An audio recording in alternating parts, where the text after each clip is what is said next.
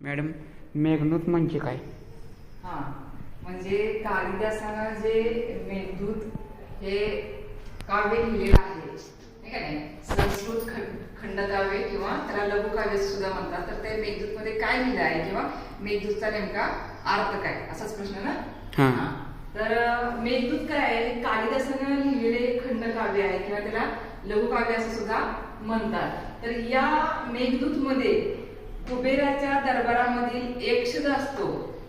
म्हणजे कुबेर हा काय आहे? संपत्तीचा मालक आहे, नाही का नाही. तर त्याच्या दरबारामध्ये यक्ष असतो. तो यक्ष काहीतरी कसूर करतो किंवा एक चूक करतो आणि त्या चुकाची शिक्षा म्हणून त्याला 1 वर्षासाठी कुबेर त्याला वनवासामध्ये पाठवून देतो.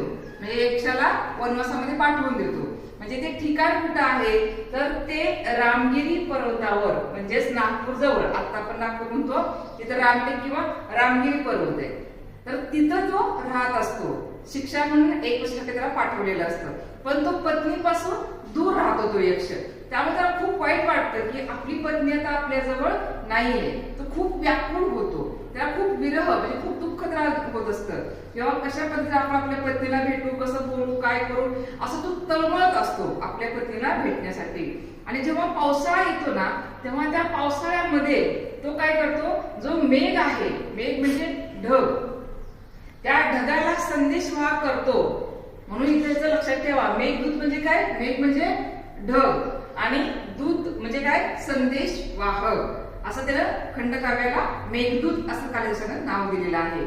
तर तो संदेशवाहक जो आहे मेघ, त्या मेघाला तो यक्ष सांगतो की माझी पत्नी ही खूप लांब आहे, माझ्यापासून लांब राहिलेली आहे, ती अलका नगरीमध्ये आहे. तर तिला काय करायचंय? तर तुम्ही माझा संदेश द्यायचा आहे की मी तुझी खूप आठवण करत आहे. तर तो काय करतो? ज्या टाइमला मेघ जात असतो तेव्हा त्याला मार्ग सांगतो. म्हणजे नागपूर जवळून जिथे ते रामगिरी पर्वत आहे, तिथून ते आपल्या पत्नी जी अलका नगरीला राहते तिथपर्यंत सर्व तो मार्ग सांगत असतो.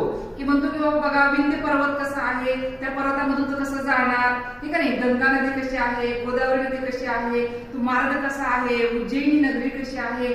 म्हणजेच तो यक्ष संदेशवाहकाला म्हणजे मेघाला सगळे मार्ग सांगतो. आणि मार्ग सांगत असताना ते वाकाटक किंवा गुप्त काळामध्ये कशा पद्धतीने पर्वत होते, कशा नगरी होत्या, त्या नगरीमध्ये मार्ग कसे होते, लोक कसे राहत होते, नद्या कशा होत्या, त्याच्या आसपासचं वातावरण कसं होतं, ही सगळी माहिती कालिदासानं त्यामध्ये लिहिलेली आहे. आणि तो मेघ हा सगळं संदेश घेऊन त्या यक्षाच्या पत्नीकडे जातो. आणि जात असताना भारताचं खूप सुंदर वर्णन त्यामध्ये